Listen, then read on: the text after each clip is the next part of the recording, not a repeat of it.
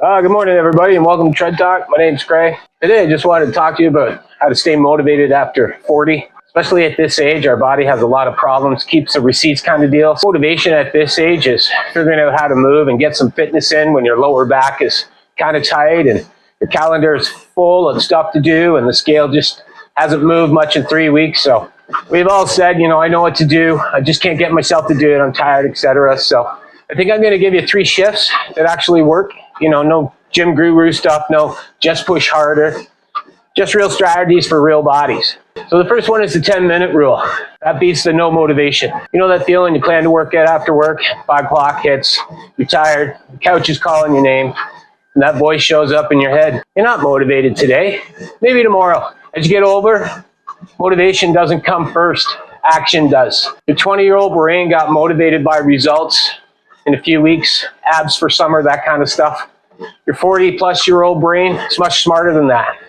It's asking you, is this worth the effort? Is this going to hurt? Do I have the time for this? So to get around this and start our brains to recognizing the patterns we're committed to achieving with, you tell yourself, I'm only doing 10 minutes. If I still want to quit after 10 minutes, I give myself permission to stop. Why only 10 minutes? Because it's small enough that your brain can't argue with it. You're not committed to a 45-minute boot camp or a hard workout right off the top. You're committing to 10 minutes of walking, 10 minutes of stretching. And you know what's best? 8 out of 10 times you won't quit. Because starting is the hardest part. Motion creates emotion. Once you're moving, your body remembers, I actually feel better when I do this. But let's be real.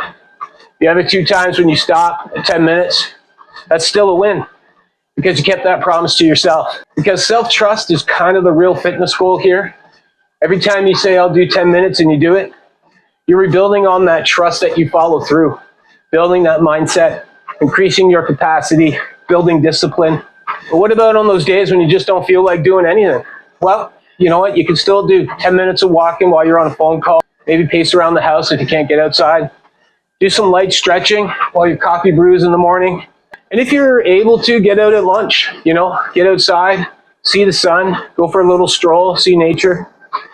You don't need to be excited every time, but you need to be consistent enough so that the dopamine and the other hormones start to show up to boost your brain to want to do this. So try this method. Set a timer, 10 minutes. Next time you want to get something done, like fitness related, you're kind of not in the mood, give yourself a point, an out point of quitting, and see what happens. Because at this age, discipline isn't about grinding it out. It's about removing friction in your mindset so that the future you thanks you for your efforts today. Whew, it's getting a little warm there. I had to take that off. So I think understanding how to eat for yourself, for your future self, is a big part of this too. Eating like you respect your future self. Because I hear it all the time. I plan to exercise. I blew my diet. I have no willpower. I used to say those things too. But at this age, we don't need more food guilt. We need a new reason to eat well and to take care of ourselves. The person you'll be in 20 years is watching what you eat now, watching how you move. Not to judge you, but because every meal now is either a deposit or a withdrawal from your future mobility. Your knees, your energy, your sleep at 65, they're built in your fitness level and in the kitchen today. And that's not pressure. That's the power of doing this. So stop asking yourself, how can I lose weight?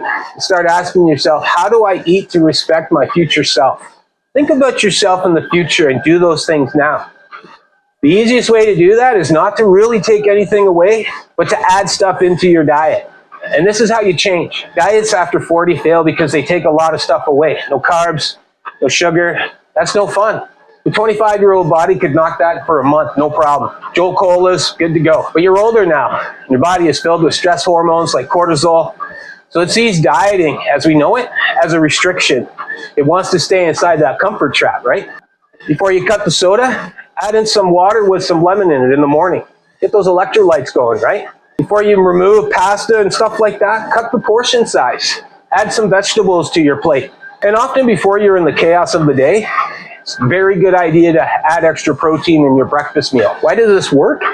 Protein and dense nutritional foods, they keep your energy even, so you don't hit that 3 p.m. crash and reach for that snack like a bag of chips. You're not dieting, you're negotiating with your future self. You're saying, hey, 65-year-old me, I got you. I'm going to make sure you can still get up off that floor without having to make that noise. Because motivation will fade, right? But respect for the person you're becoming, that's what sticks. I also want to touch on progress photos. I think progress photos are a really good way of tracking how you're doing. And if you're at this age and you're still using 6 weeks before and after as your only measure of success, that's not the right game to play. While it's a good way to keep track of progress, at 20, your body changed fast. Water weight, hormones, recovery, everything was on your side back then. But now, progress is quieter, it's slower. And honestly, it's kind of better. Because at 20, you chase the body, but now you're building your freedom. Freedom to carry your own groceries, freedom to get down on the floor and get back up without having to worry about it, freedom to plan days where you might have to walk all the time. Progress photos really don't capture that, but here's what does. Try the stair test. Can you go up a flight of stairs without needing to pause at the top? If that's getting easier, that's winning, man. I used to do that when I was at the apartment building. When I started this journey, I stopped using the elevator and took the stairs up 4 flights.